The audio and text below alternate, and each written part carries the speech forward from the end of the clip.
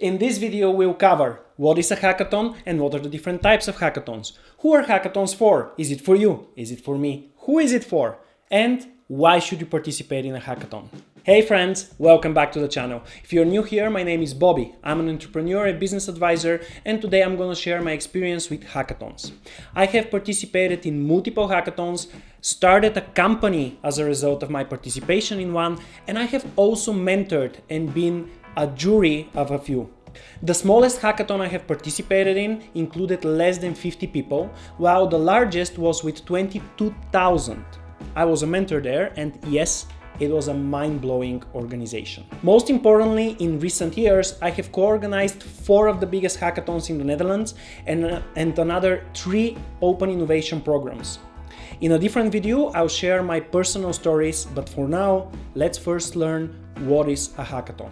A hackathon is an innovation competition that usually lasts between 24 and 72 hours. The goal is to bring together people with varying knowledge and skills to work on specific challenges. Usually, the goal is to build a proof of concept, most of the time a software solution, with potentially a business plan for it. The most important part of a hackathon are the challenges or problems and their owners. Most commonly, a challenge is a wider problem that doesn't have an easy solution. One of the crucial roles in a hackathon, as I already said, is that of the challenge owner. This is a person or a group of people who have detailed domain knowledge of the problem. They can educate people about it and can evaluate the viability of a potential solution. These people should be available before or during the hackathon to talk to the participants, to answer any questions and to make sure that they understand the problem as clearly as possible. There are hackathons with problems wider in scope, which might not have specific challenge owners, but there would still be probably some experts available to talk to participants about the problem. Some examples of challenges we have hosted include using artificial intelligence to preserve coral reefs, and the challenge owner was a startup from Costa Rica. Another one was identifying online propaganda, and the challenge owner was the NATO Communication and Information Agency. And the final example I'll give you is the one of the challenge focusing on identifying and classifying disaster damage from aerial imagery. The challenge owner was the Dutch Red Cross. Moving on to participants. They form teams, normally between 2 and 6 people. They dedicate their time for the duration of the hackathon to brainstorm, build concept or a technical prototype, or even take the first steps towards validation of the solution. And when I say dedicating their time, I mean literally. It's very common that participants don't sleep for long stretches of time and work as hard as they can to outcompete other teams. Okay, but what happens during a hackathon? Hackathons usually start with a kickoff, some keynote speeches or presentations, and then the teams get busy working. Very often, there's more involved program consisting of events, workshops or on specific skills or tools which can help the participants, or even workshops by the challenge owners themselves on the specificities of the problems that are being tackled. It's also common to have more fun activities like, for example, yoga, sports, separately organized sightseeing activities, etc. Sometimes hackathon programs can start well before the hackathon itself, with events leading to it. Another important part of a hackathon is the mentors. They are experts from the industry who are attending the hackathon with the sole purpose to assist the participants. They guide them toward a viable solution, and normally participants are given a list of the available mentors and their expertise, and they have to book meetings with them. Mentors should be varied in background, from technical people, for example, experts in software tools and programming languages, DevOps, software architecture, etc. As well as business people who can assist participants with business models, marketing, finance projections, etc. The end of a hackathon normally has a pitching competition where each team presents their idea and prototype in front of a jury. The jury is the final role in the hackathon, and these are people with a lot of experience evaluating business and technological ideas. The jury can include the challenge owners themselves, sponsors of the hackathon, members of academia, or experts from the industry.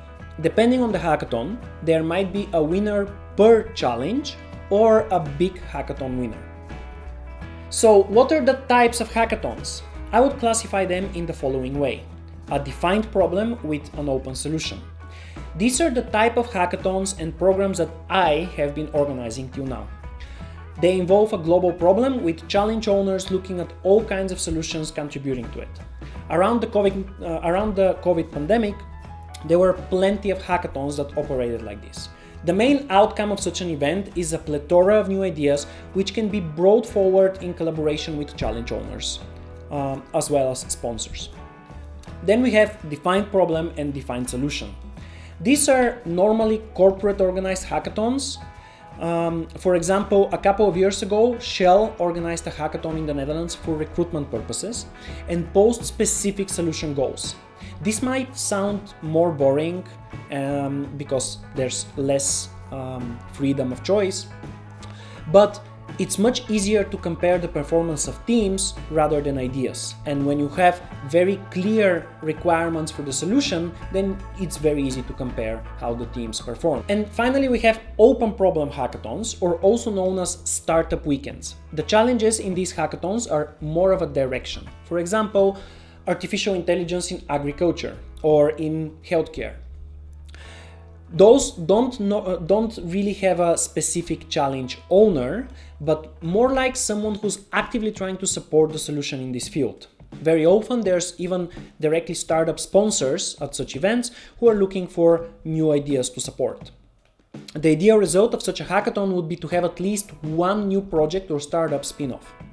This is the type of a hackathon from which I started my company Space Mining Technologies back in the day. I need to add that all of these hackathons can be either in person or online, or even a hybrid setting. If you have the opportunity to join a hackathon in person, I recommend that you do so, as this is the true hackathon experience and the energy and enthusiasm of other participants is contagious. One of the biggest misconceptions about hackathons is that they're only for people with a technical background. This can be true in cases like the Shell example I gave, where they're looking for specific people for hiring purposes. However, most hackathons are not like that, and they are actually looking for diverse backgrounds and knowledge. In reality, the more diverse a team is, the higher the chance to come up with a good idea and avoid biases. In hackathons and other innovation competitions, there's this common saying, half joke, that the golden trio is necessary for each team. This includes a hustler, someone with business knowledge, a hipster, someone with the design or creative skills, and a hacker, which is a way to refer to developers or data scientists. This, of course, is also limiting.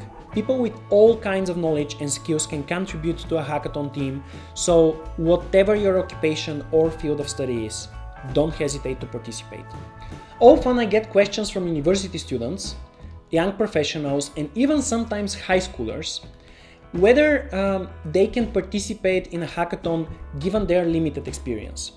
And if you're looking for a way to build a portfolio, accumulate practical experience, or even find a job, participating in a hackathon is one of the best ways to do so.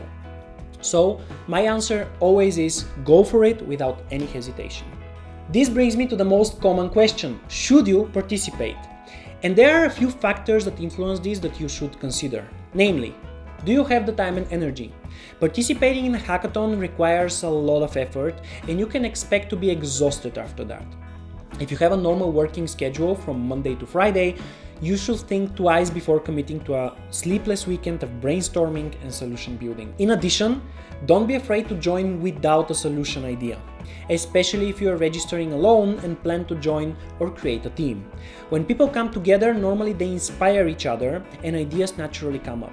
On the other hand, if you are joining with an existing idea on which you have already been working on for a while, make sure you familiarize yourself with the terms and conditions of the hackathon.